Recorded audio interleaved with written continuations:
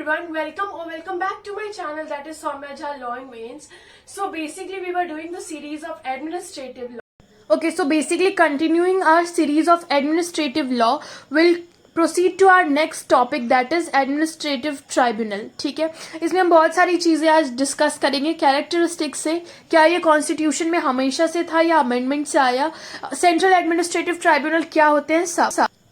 Okay, तो जो हमारा ओरिजिनल कॉन्स्टिट्यूशन था उसमें कोई भी प्रोविजन नहीं था विथ रिस्पेक्ट टू ट्राइब्यूनल. तो हमारे पास जो 42nd अमेंडमेंट आया of 1976, it added a new part. ठीक है, इसने पार्ट 14A को ऐड किया कॉन्स्टिट्यूशन में हमारे, और इस पार्ट का जो टाइटल था वो था tribunals, and it consist of only 2 articles, और इसमें बस 2 आर्टिकल थे. That is article 323A dealing with administrative tribunal, और आर्टिकल 323B जो डील करता था ट्राइब्यूनल्स फॉर अदर मैटर, जो अदर मैटर्स में डील करेंगे. सो according to IPMSC, in administrative law, the term tribunal is used in a special sense and refers to adjudicatory bodies outside the sphere of ordinary court of land. तो IPMSC ने define किया है tribunal term को, और उनको एक special reference दिया है, और कहा है कि ये एक एक एडजुडिकेटिंग बॉडी है जो कि ऑर्डिनरी कोर्ट ऑफ लैंड के आउटसाइड स्फेयर में काम करती है. ठीक है, तो ये आईपीएमएससी का डेफिनेशन था एडमिनिस्ट्रेटिव लॉ के अंदर ट्राइब्यूनल का. Right, so we have a case law in this. Associated cement company limited versus P N Sharma AIR 1965 का केस है. इसमें सुप्रीम कोर्ट ने कहा that a tribunal may possess some but not all trapping of the court.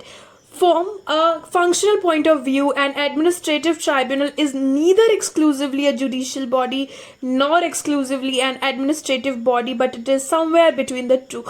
तो यहाँ पे supreme court ने कहा कि जो हमारी ट्राइब्यूनल बॉडीज हैं वो ना ही प्रॉपरली आप उसको हम जुडिशियल बॉडी कह सकते हैं, ना ही वो एक एडमिनिस्ट्रेटिव बॉडी है. It lies somewhere between the two. So आप मुझे कमेंट सेक्शन में बताइए कि ट्राइब्यूनल कौन सी बॉडी है, क्या हम इसको क्वासी जुडिशियल बॉडी कह सकते हैं या नहीं कह सकते. So let me know in the comment section below. Right, so moving forward to our next point, that is characteristic. Okay, so जो हमारा पहला कैरेक्टरिस्टिक है वो ये कहता है कि जो एडमिनिस्ट्रेटिव ट्राइब्यूनल है उनमें एक स्टैट्यूटरी ओरिजिन है. दे must have a statutory origin, that is they must be created by any statute. वो किसी न किसी स्टैट्यूट के द्वारा बनाई गई होनी चाहिए. They must have some features of the ordinary courts but not all. Ordinary courts के उनमें कुछ फीचर्स होने चाहिए बट सारे नहीं होने चाहिए. जो एडमिनिस्ट्रेटिव ट्राइब्यूनल है वो परफॉर्म करेगी quasi judicial and judicial function. तो मैंने जो क्वेश्चन आपसे पूछा था उसका आंसर आई थिंक आपको मिल गया होगा कि जो एडमिनिस्ट्रेटिव ट्राइब्यूनल है वो परफॉर्म करेगी quasi judicial as well as judicial function, and it is bound to act judicially in every circumstances. तो ये दोनों फंक्शन को परफॉर्म करेगी, जुडिशियल क्वासी. जो हमारी एडमिनिस्ट्रेटिव ट्राइब्यूनल्स होंगी वो क्वासी जुडिशियल और जुडिशियल फंक्शंस दोनों परफॉर्म करेंगी. Fourth point is they are not adhered by strict rules of evidence and procedures. इनमें प्रॉपरली एविडेंस और प्रोसीजर्स, जो प्रोसीजर लॉज फॉलो करते हैं हम और एविडेंस फॉलो करते हैं हम अपने कोर्ट में, वो प्रॉपरली फॉलो इसमें नहीं, स्ट्रिक्ट रूल्स अप्लाइड नहीं होंगे, स्ट्रिक्टली वो अप्लाइड नहीं होंगे. Right, fifth point is administrative tribunals are independent and not subject to any administrative interference. Administrative tribunals जो है वो इंडिपेंडेंट है और वो किसी भी दे आर नॉट आंसरेबल, और या फिर कह सकते हैं not subject to any administrative. कोई भी इंटरफेरेंस उसमें नहीं होगा जब वो अपने जुडिशियल या क्वासी जुडिशियल फंक्शंस को डिस्चार्ज कर रहे हैं या फिर अपनी ड्यूटी परफॉर्म कर रहे हैं. तो sixth point is in the procedural matters and administrative tribunal possesses the powers of a court to summon witness, to administer oath and to compel the production of document. Procedural matters में जो administrative tribunal होंगी उनके पास ये power है कि वो summons भेज सके विटनेसेस को, वो ओथ के लिए बोल सके, वो डॉक्यूमेंट्स के लिए कंपेल कर. ओके, जो नेक्स्ट पॉइंट है वो ये कहता है कि जो ट्राइब्यूनल्स हैं उनको फॉलो करना है नेचुरल जस्टिस के प्रिंसिपल को, एंड उनको नेक्स्ट पॉइंट सेज कि काफ़ी फेयर, ओपन और इम्पार्शियल तरीके से एक्ट करना है. Right, next point says okay, and the last is that the prerogative writ of certiorari and prohibition are available against the decision of administrative tribunal. ये बहुत एक important point है हमारा. Right, moving forward. ओके, सो थोड़ा background देख ले. सो administrative tribunal जो था वो सेटअप हुआ था एक एक्ट के द्वारा पार्लियामेंट के, जो कि मैंने आपको अभी बताया पहले ही कि administrative tribunals act 1985. It owes its origin to article 323A of the constitution. मैंने आपको बताया कि दो आर्टिकल्स ऐड किए गए थे, 323A एंड 323B.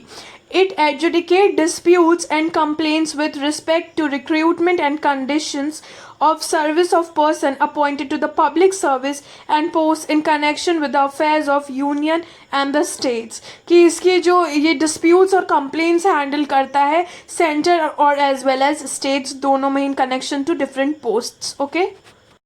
ओके जो हमारा एडमिनिस्ट्रेटिव ट्राइब्यूनल एक्ट है 1985 वो प्रोवाइड करता है 3 टाइप ऑफ ट्राइब्यूनल का.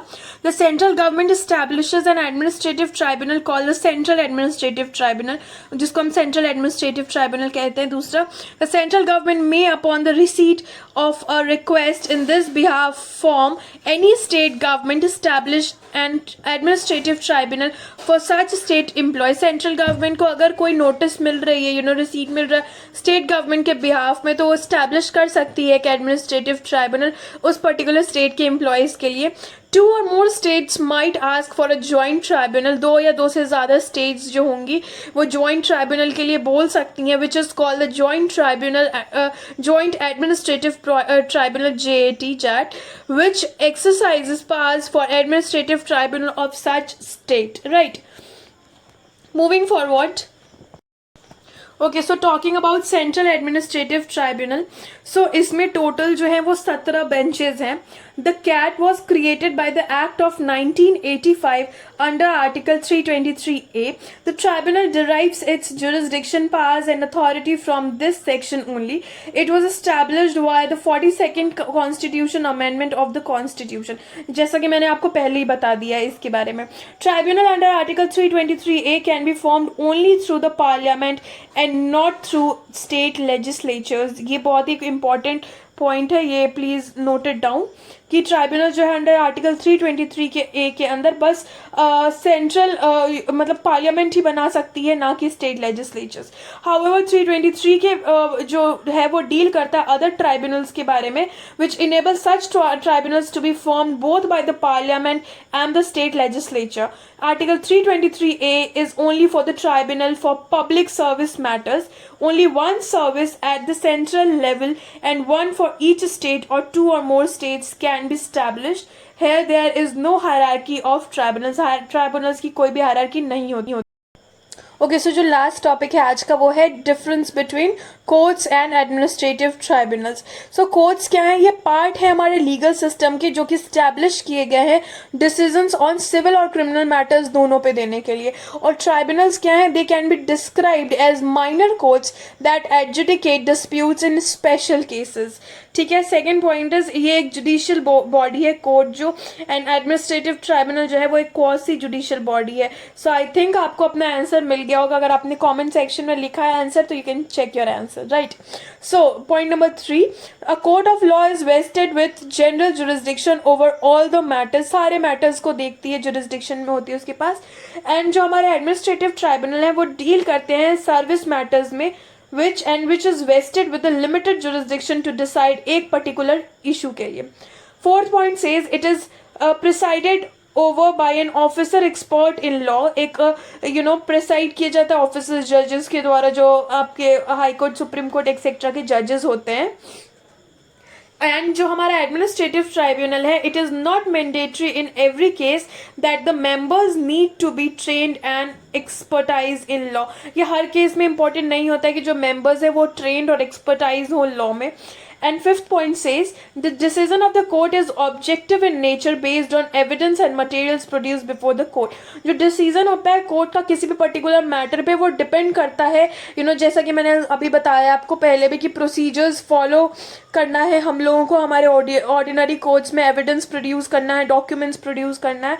But on the other hand हमारे एडमिनिस्ट्रेटिव ट्राइब्यूनल में ऐसा नहीं है. The decision is subjective, that is at times it may decide the other matter taking into account its policy and expediency. And the last point is it can decide the validity of legislation. हमारे जो codes होते हैं वो legislation की validity decide कर सकते हैं, लेकिन जो हमारे एडमिनिस्ट्रेटिव ट्राइब्यूनल्स होते हैं वो डिसाइड नहीं कर सकते हैं।